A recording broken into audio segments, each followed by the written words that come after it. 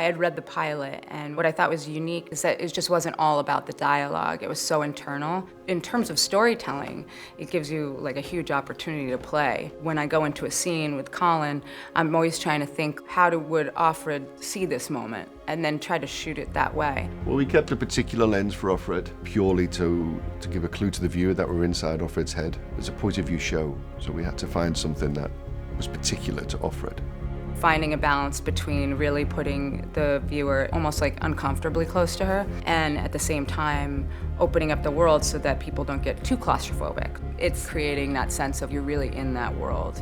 Gilead had to be formal, tableau, Kubrick-esque, and the flashbacks were to be visceral, handheld. We also incorporated a look into that, so Gilead was a little bit more lush, painterly, whereas the real world had more of a rawer edge to it.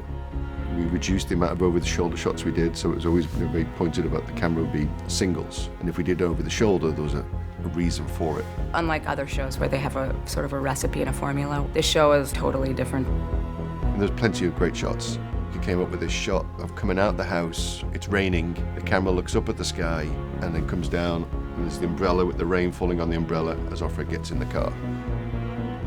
It's one of those shots that if you didn't quite know it was going to work until you see it, and then halfway through the shot, the Steadicam operator lost his monitor. So the last part of the shot was blind, and it's beautiful, it's perfect.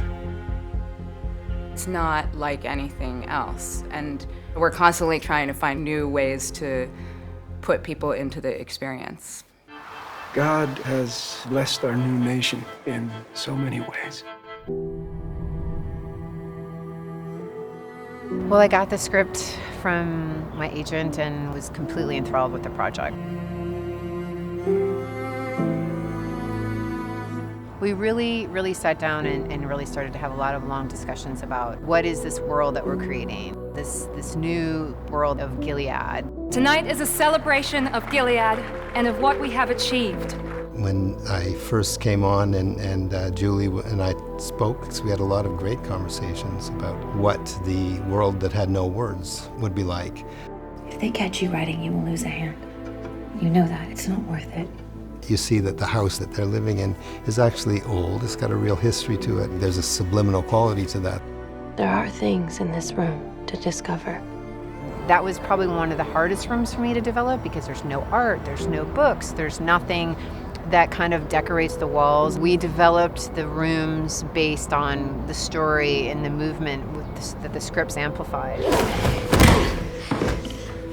You will stay here, and you will not leave this room. Do you understand me?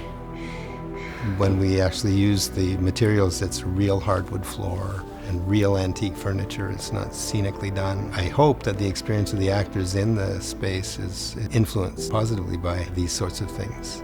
Each element that I choose has a purpose behind it. And to put that much thought process behind it has kept me up many nights, but I've thoroughly enjoyed every step of the way.